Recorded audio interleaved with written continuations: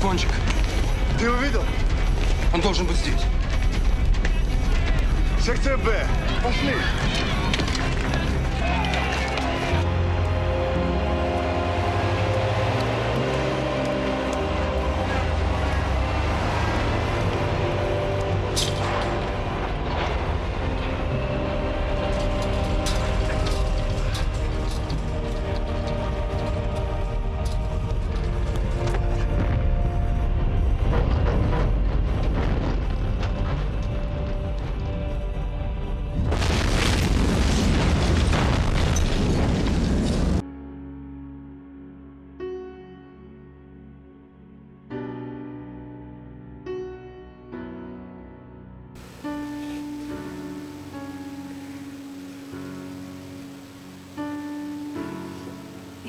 Boo.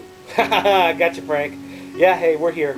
We're talking about Maranatha this week, which is a very interesting episode for me of Millennium. You know, one of the main reasons why I think this is such a interesting episode to look at is because for years Millennium was pitted against the X-Files. I mean, they were both Chris Carter shows, they were both 1013 productions, they had a lot of the same writers, a lot of the same directors and things like that. So, you know, people were always like, what's the difference between Millennium and X-Files? And I think what Maranatha really stands as is a Millennium version of an X-Files episode. Now, granted, there's not space aliens, there's not time travel, there's not super clone soldiers or anything like that, but what you do have is a believer and a skeptic.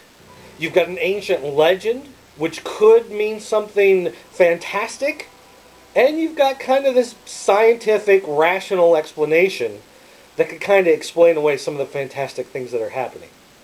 I mean, really, when you think about the story of Yaponchek, he's this guy who was involved in the Chernobyl disaster, and everybody around him has that type of radiation poisoning, right? They all have those mutations and sickness and whatever. So the question is this guy really magical, or is this somehow some kind of byproduct of his mutation? Here, I tell you what I mean. Watch this clip. Что ты скажешь, внучке своей? Стрелял за затылок и промахнулся.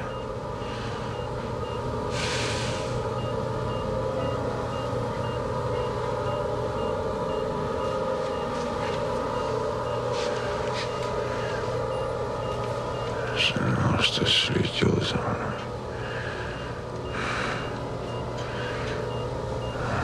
Просто против. Я не любил.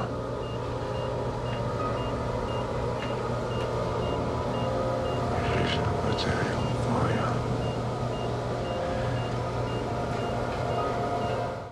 So how does a guy who's been shot in the head suddenly recover? I mean, he's got to have some sort of magical, mystical powers, right? Well, except if you're going to take this realm of possibility wide open, you could say that maybe he had some sort of tumor or some sort of growth. And the shot actually popped that tumor out of his head. It looked like he was dead, but, you know, it took his body a little while to recover.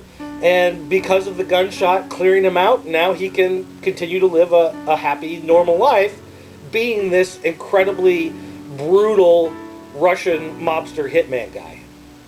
I mean, really, if you think about it, if you were going to be seizing control of, you know, this Russian community inside the United States, you're going to be wielding all this power, you're going to have all this money, why not use an ancient legend of the Antichrist in order to surround yourself with fear and doubt? I mean, it kind of worked for Kaiser Sose, I think, so it's fair enough to say that he might be doing the same thing. Видел его или нет? Руки сюда! Стой!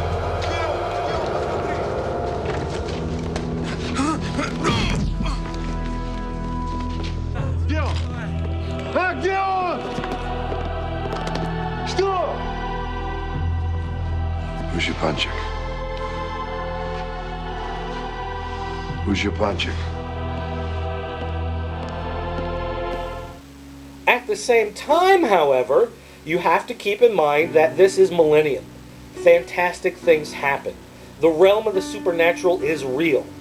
God is an actual being that influences lives in this world, and so therefore, so must the devil. So must the Antichrist. And it's entirely possible that this is the end of the world coming.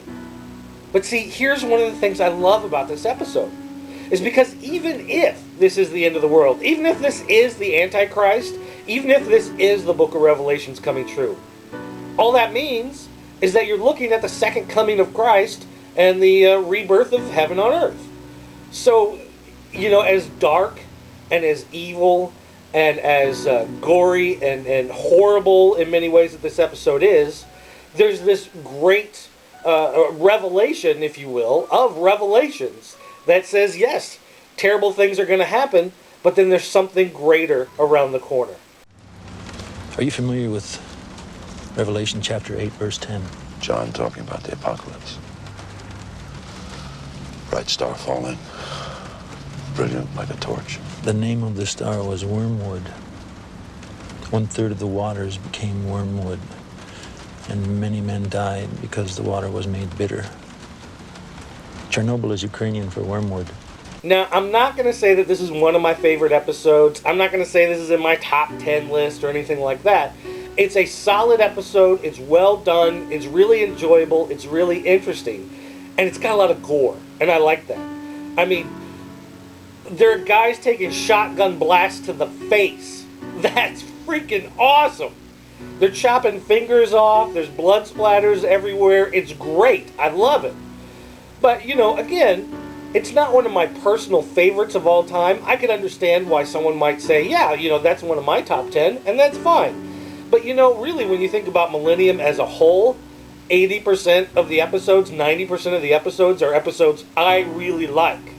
So while it's not my top 10, it's still in my, top 80%. And that's a pretty good run for a show that ran 3 years. Well, listen, I got to catch up on my Z's here. You're kind of cutting into my beauty sleep time, and, I love laying in coroners' offices, so I'm just going to lay here and go back to sleep. But if you have any comments you want to add, stop by backtofrankblack.com and leave us comments in the the post about this episode. Also, you could stop by YouTube, Blip TV, Facebook. I don't know. Are we on MySpace? What's going on? Are we on MySpace? We should be. I don't know. Anyway, leave us a comment somewhere. I'd love to know what you guys thought about this episode. And remember, the time is now.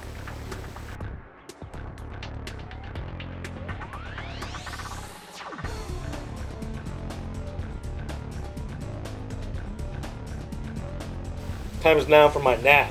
That's what I'm saying. Time to go to sleep.